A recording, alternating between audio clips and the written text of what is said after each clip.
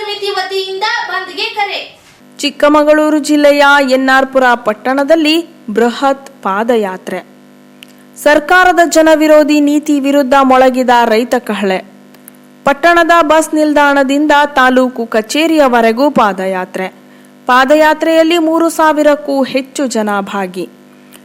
ಹಳ್ಳಿಗಳಿಂದ ಬಂದು ಸಾವಿರಾರು ಸಂಖ್ಯೆಯಲ್ಲಿ ಸೇರಿರುವ ಜನರು. ಮಲೆನಾಡು ರೈತ ಹಿತರಕ್ಷಣಾ ಸಮಿತಿ ವತಿಯಿಂದ ಬಂದ್ಗೆ ಕರೆ.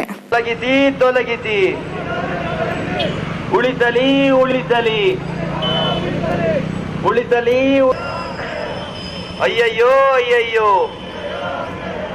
ಅಯ್ಯಯ್ಯೋ ಅಯ್ಯಯ್ಯೋ ತೊಲಗಿಸಿ ತೊಲಗಿಸಿ ತೊಲಗಿಸಿ ತೊಲಗಿಸಿ ಬೇಕೇ ಬೇಕು ಬೇಕೇ ಬೇಕು ಭಾರತ್ ಮಾತಾ ಕಿ ಒಂದೇ ಒಂದೇ ಬೇಡ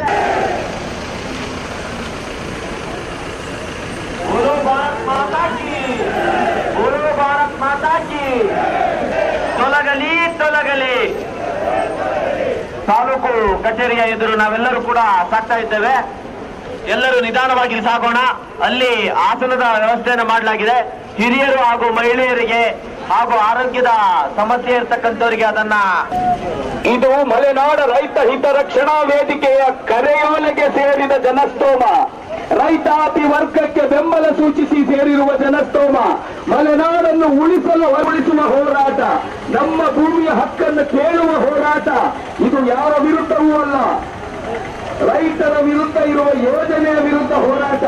ಬನ್ನಿ, ಪಾಲ್ಗೊಳ್ಳಿ. ಯಶಸ್ವಿಯಾದ ಹೋರಾಟ.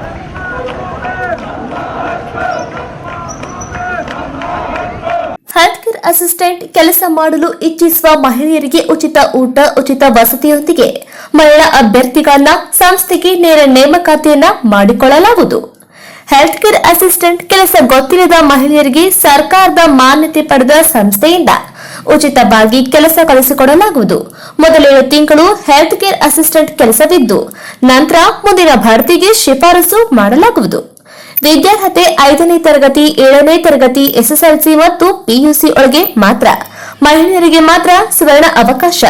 ವಯೋಮಿತಿ 18 ರಿಂದ 25 ವರ್ಷದ ಮಹಿಳೆಯರಿಗೆ ಮಾತ್ರ. ಉಚಿತ ಊಟ, ಉಚಿತ ಪ್ರತ್ಯೇಕ ವಸತಿಯೊಂದಿಗೆ ಮೊದಲ 7 ತಿಂಗಳಿಗೆ ಸ್ಟೈಪೆಂಡರಿ 10,000 ಇದ್ದು ನಂತರ ಸಂಬಳ ತಿಂಗಳಿಗೆ 10,000ದಿಂದ 25,000ದವರೆಗೆ ಇರುತ್ತದೆ.